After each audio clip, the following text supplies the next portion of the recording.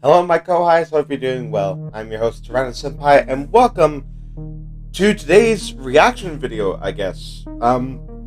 So, I just got out of bed, and I found out that there's a channel called Goji Center, who I've actually been watching for a while now, ever since Godzilla vs. Kong, actually. They've actually uploaded a new video titled 10 Horrible Ways to Die in Jurassic World. Now, knowing me, you guys know I love Jurassic Park, I love Jurassic World, I love all of it.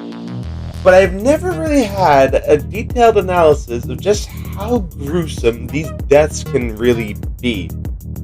I've had an idea, but I don't really get too much because it's PG-13. Why would I want to know that? I mean, yeah, the deaths are brutal, especially like when it comes to like Donald Gennaro, like he's flailing around, getting ripped apart, and especially like the Velociraptors in Jurassic World ripping people's faces off. I never thought that someone would actually break down the horrible ways you could die in Jurassic Park. But with Jurassic World Dominion coming, and with this being a Jurassic World video, I figured why not go ahead and do a reaction of it. Plus, it shows support to Goji Center, who I think are really cool. Maybe I'll do a couple more of these reaction videos, depending on how much more Jurassic World content they release. But anyway, let's take a look at 10 horrible ways to die in Jurassic World. Warning, this episode simulates fatalities and graphic scenarios that might be unsuitable for some audiences. Viewer discretion is advised. We also advise you don't eat red pasta. Yeah. In this episode, we'll try to figure out one of the most ferocious man-made ecosystems of all time. A set of islands known as the Five Deaths, whose creatures constantly reminded humanity that life will find a way, with destruction and death. Today we will explore these methods of killing in gruesome detail. So sit this one out if you have a weak stomach, because today these guys will show no mercy. Now sit back, hold on to your butts, and get ready to witness the new 10 Ways to Die in Jurassic World. Part 1. So he's going to make a series out of this, I guess. This 10 Ways to Die in Jurassic World series will be split into several parts. Today we will visit one of the islands known for not losing one, but two parks. Isla Nublar, a lush tropical biome that has housed many creatures biologically engineered to be public attractions, and consequently ended up putting these parks out of business. But you know what else they can put an end to? You. Number 1, death with no escape.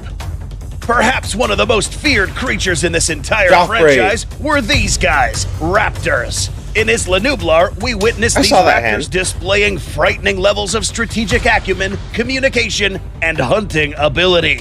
But what makes this specific animal more deadly is the fact that they hunt in packs, coordinating attacks to catch their prey off guard and swiftly. Now, let's talk about you.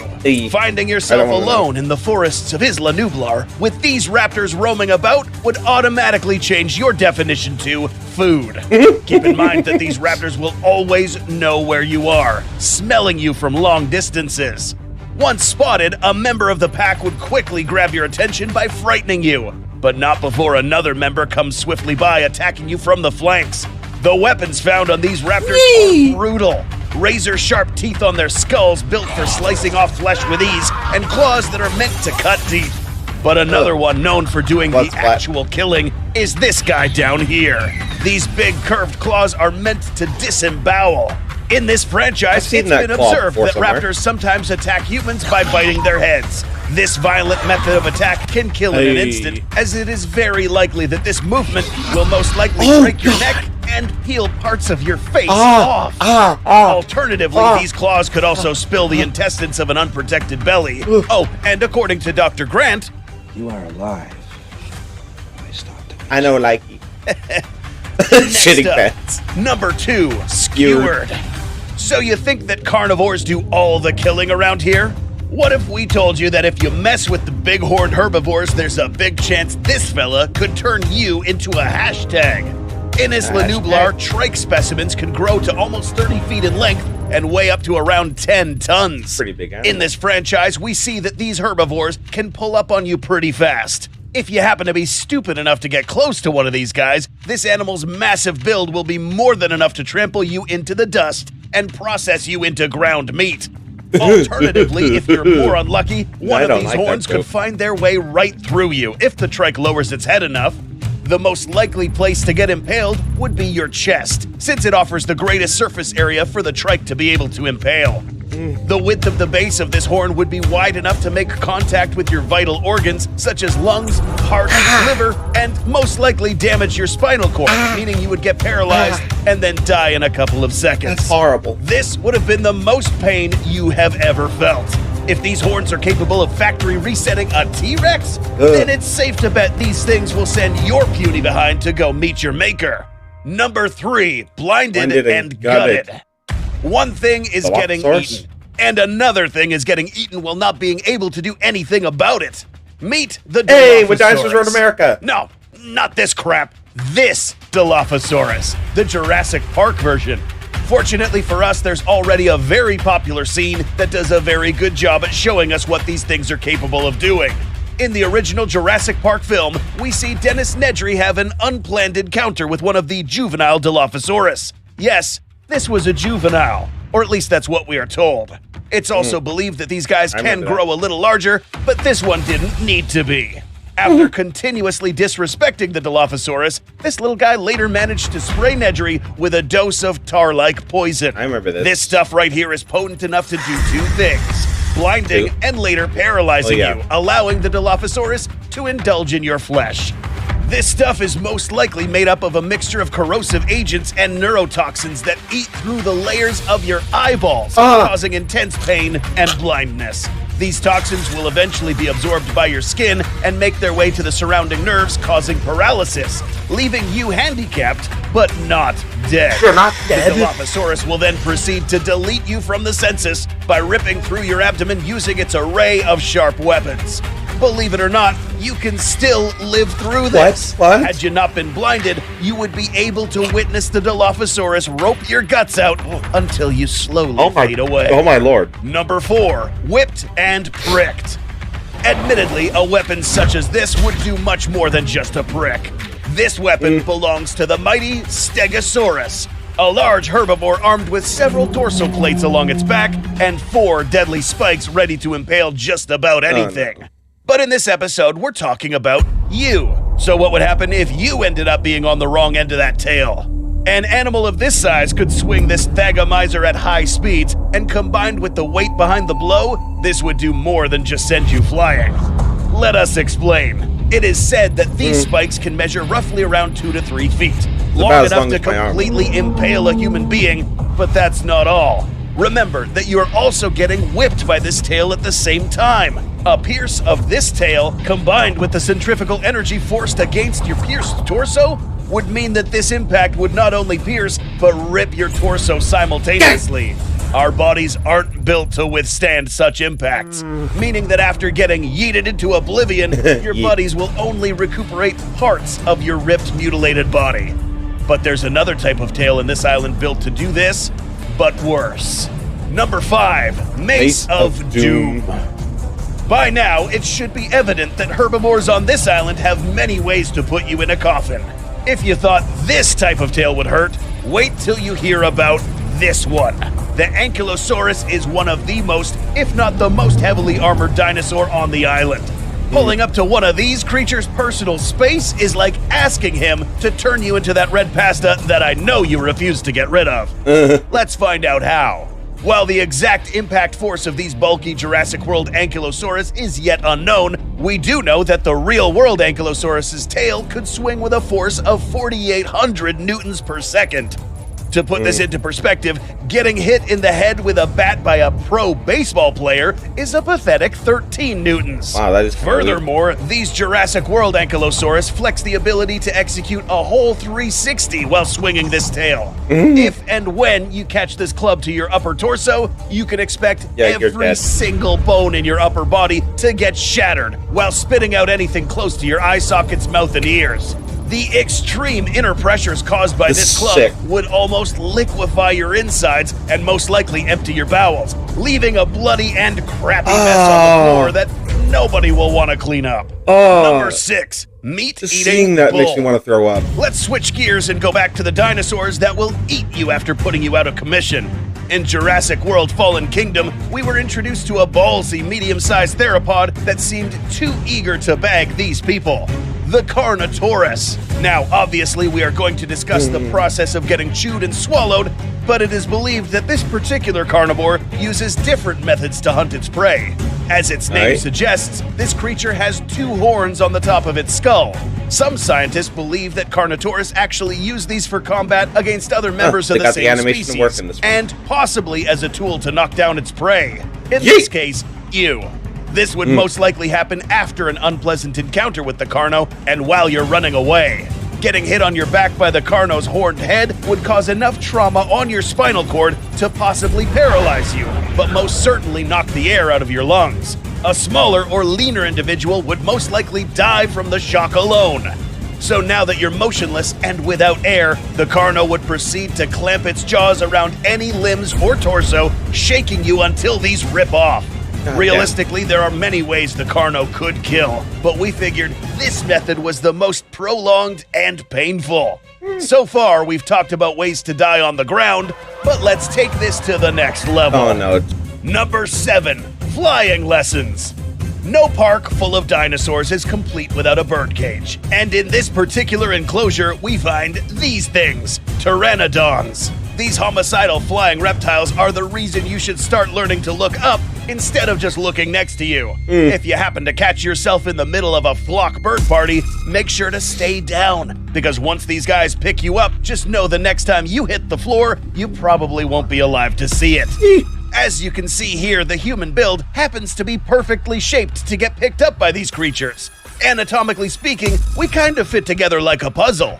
These giant birds have wingspans that can measure over 20 feet and can flap their wings with enough force to pick up large prey such as you. Getting picked up is not the worst part, since it's portrayed in 2 films that these creatures usually contest for their prey while airborne, meaning that your soft, squishy, defenseless body could be fair game to get impaled by these long beaks. These come with very sharp tips that are capable of piercing deep into an unarmored victim. But let's say you're lucky enough to not have this happen to you, and you somehow let yourself free. Back to unlucky. Number 8, quill kill. So you're screwed no matter what. If you watch the Netflix show Jurassic World Camp Cretaceous, chances are that you are acquainted with this dudette, Scorpios Rex. Scorpios Rex. This animal did not appear in the films, but it did here. Its name is inspired by one of its genetic contributors, known as the scorpion fish. These fish's spikes, if pressed on, can release toxic venom that could potentially kill if left untreated. Why would you do that to yourself? This attribute was migrated into the Scorpios Rex we know today. These quills were the culprit behind the death of some dinosaurs in this park, and additionally the reason why these dinosaurs started acting more aggressively. But what if you get hit with one of these? In one of the episodes, this girl was actually hit with a few quills. Fortunately for her, she didn't die. Although she technically should have, since this wound was near the spleen. Realistically, however, getting hit in any of these vital organs, especially on the chest, could cause internal bleeding, and if it was on the heart, immediate death. Not to mention the effects the toxins would have on your body. Other immediate shutdowns would be caused if you got hit in the eye sockets, near the jugular or neck. Realistically, this animal is more than equipped with other weapons to catch bodies in Isla Nublar, but we will leave the biting to the one who does it best. T-Rex? Number 9, crunched to death.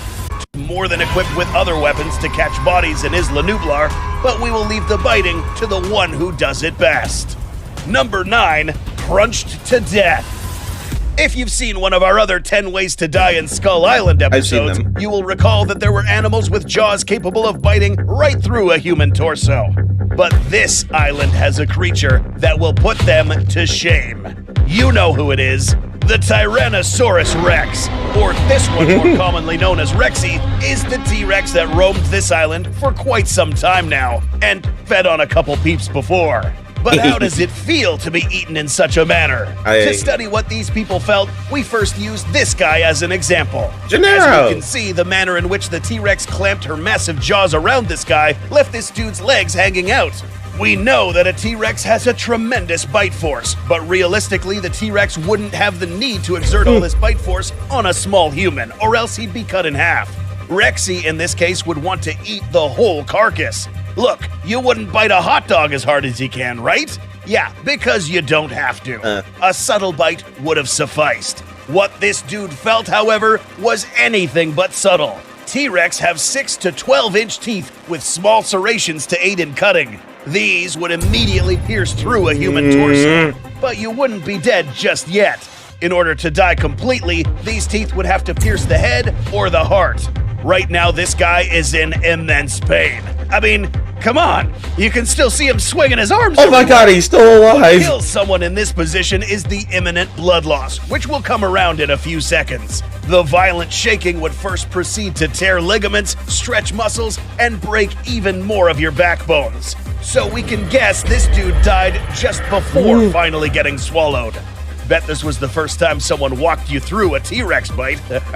Yeah, it kind of was. Number 10, hunted for sport. The Indominus Rex. In these previous methods that were discussed, you were put in a coffin because 1, you were stupid and got too close, or 2, the dinosaurs were just hungry. We're about to discuss an animal that will put your life insurance to work just because it wanted to. For fun, that is. The Indominus Rex is arguably the most powerful dinosaur on this island, created to be bigger, faster, and stronger than the T-Rex. This immediately told us that talking about how this animal could snap you in two would just be a waste of time. So instead, we want to talk about how this thing could literally manhandle you until you die. For this section, we'll be focusing on a very strange and significant attribute found on this creature. An opposable thumb, which is defined as a digit which is capable of being moved freely and independently. This is what allows us and primates to grip onto things and manipulate them. Now, we have seen that the Indominus can actually pick people up similar to how you would pick up a water bottle. These hands are huge and strong. The constricting effects of getting picked up by the Indominus would not only scare the feces out of you, but will make it more difficult to breathe. The Indominus would proceed to raise you up to its mouth, where it would bite the upper part of your torso right off, and then drop you. Why? Drop? Because this guy kills for fun. What else can these do? Getting this guy to throw hands at you will only result in you getting impaled by these long and very resistant claws. Given how smart and cruel this animal turned out to be, we could get very creative with the ways this dinosaur could end you. But we will stop here before YouTube Guidelines decides to stop this channel from existing. To prevent this, please leave a like and subscribe so we can continue to bring this disturbing content to your feed. And as always, thank you so much for watching! Well, after watching that, I don't think I can ever look at Jurassic Park deaths the same way ever again. Oh my god, that was graphic. That was really graphic. Now I see why Jurassic Park was PG, not rated R. PG-13, excuse me. But you gotta admit, the guy's got some serious facts on these guys. Sorry if I'm rubbing my eyes a bit.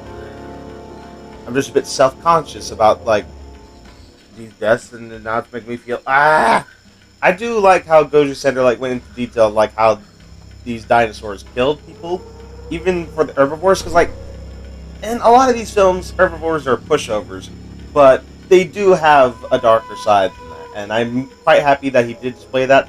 But the way the carnivores killed, especially like the velociraptors ripping people's faces off, the Dilophosaurus eating people alive, and the fact that Gennaro was still fucking alive when he was being torn apart by the T-Rex, that's it's kind of chilling to the bone to think about. Honestly, Goji Center's done a great job with this. I'll be keeping my eye out for more of his Jurassic World stuff, and we'll just react to it accordingly. But anyway, guys, that's where we're going to wrap up the video. If you enjoyed it, leave a like, subscribe today, hit that notification bell so you don't miss anything new. Link to the Discord in the description down below, as well as the link to the original video. And until next time, this is Pteranodon signing off. Alrighty then. Take care now. Bye-bye then.